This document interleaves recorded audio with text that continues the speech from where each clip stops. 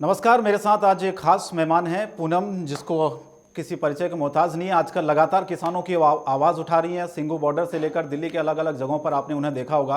किसानों के समर्थन में लगातार जो कृषि कानूनों को वापस लेने की मांग जो किसान कर रहे हैं, पूनम का ये कहना है कि वो बिल वापस हो और वो किसानों का समर्थन कर रही है। मैं सीधे उनसे ही बातचीत करता हूँ।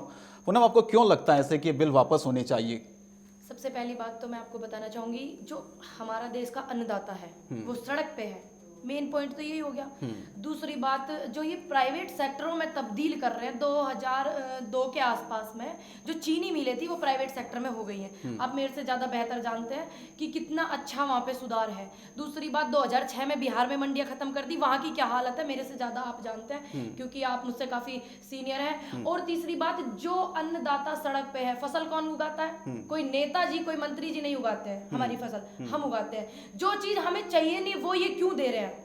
किसी भी चीज को अगर मॉल में रख दी जाए तो उसकी कीमत बढ़ जाती है। देखा आपने, भाई गोभी 600 रुपए की लेके आया था, वो हमारे यहाँ पे 6 रुपए किलो की गोभी 600 रुपए में वहां से खरीद के हम उसे खाएं तो हमारे लिए हमने बेची सस्ती, हमें मिली वो महंगी मिली।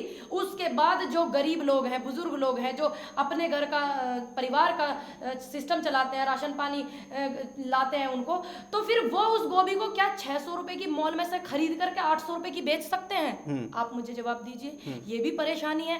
इन्होंने एमएसपी पक्की नहीं करी। एमएसपी पर रेट अब की बार 1825 रुपए निकला था, फिर भी 1100-1200 रुपए में धान बिका था। ये भी प्रॉब्लम है।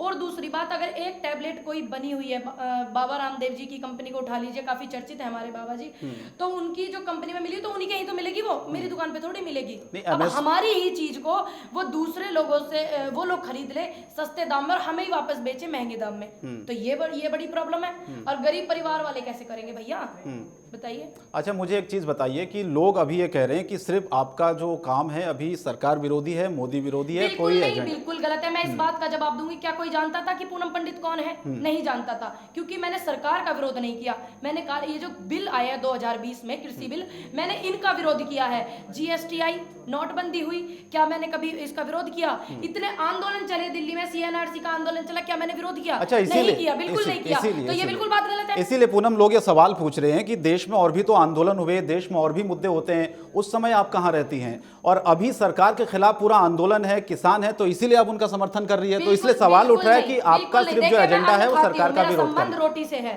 ठीक है, और मैं कृषि प्रधान देश से हूं और मेरा परिवार भी खेती करता है, मेरे ताऊजी भी खेती करते हैं, मेरी माँ ने भी खेती की है, मैंने भी की हुई है भाई। तजुर्बे करकारी निखरकारी बिखर के नहीं आ रही, पहली बात तो मैं आपको बता दूं। दूसरी बात, मैं इनके खिलाफ क्यों हूं? मैंने हर हर मोदी घर घर मोदी करके वोट दिया भैया, दो बार वोट दिए मैंने। अच्छा। वोट देकर ही सवाल करूंगी, जवाब पूछूंगी, क्योंकि अधिकार है मेरा भाई, वोट मैंने इनको दिया है। तो क्या मेरा अधिकार नहीं है कि आप इसको गलत कर रहे हो? हमारे किसानों, देश के अन्नदाता को परमात्मा के बाद नाम दिया जाता है, और ये अन्नदाता के साथ कैसा बर्ताव कर रहे हैं मेरे से अच्छे आप जानते हैं। तो क्या मुझे बोलना चाहिए कि नहीं?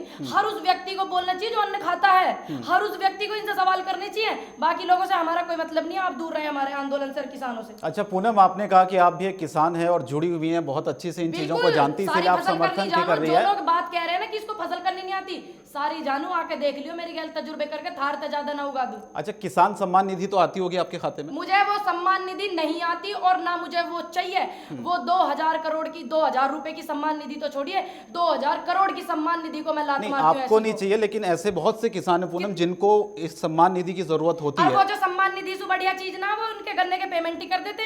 यू सम्मान निधि चीज से बढ़िया है कि नहीं है? एमएसपी को पक्की कर देते, यू सम्मान निधि से बढ़िया। युवा जो बेरोजगार घूम रहा है, वो जो 2 करोड़ पद खाली पड़े कांग्रेस सरकार में, उन्हें भर लेते।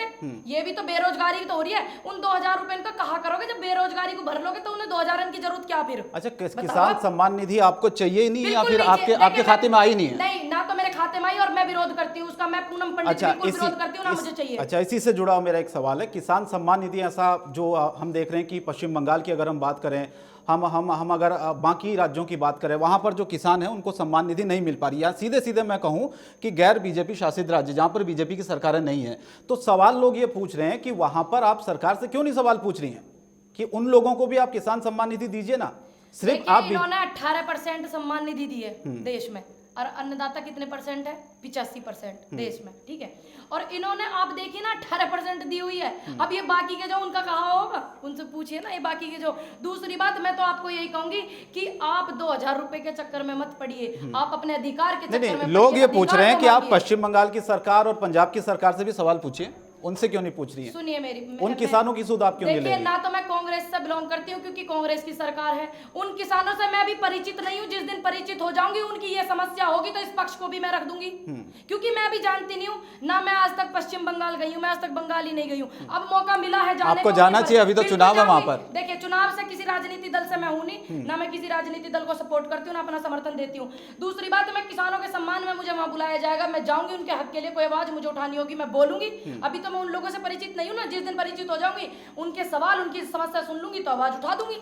चलिए, बहुत बहुत धन्यवाद हमारे साथ बातचीत करने के लिए पूनम पंडित, जो कि लगातार अपनी बात को रख रही है और किसानों का समर्थन कर रही है। आपने देखा होगा उनको गाजीपुर बॉर्डर पर सरकार से बिल वापसी की मांग को लेकर जो लगातार आंदोलन चल रहा है उसमें उनका पूरा समर्थन है।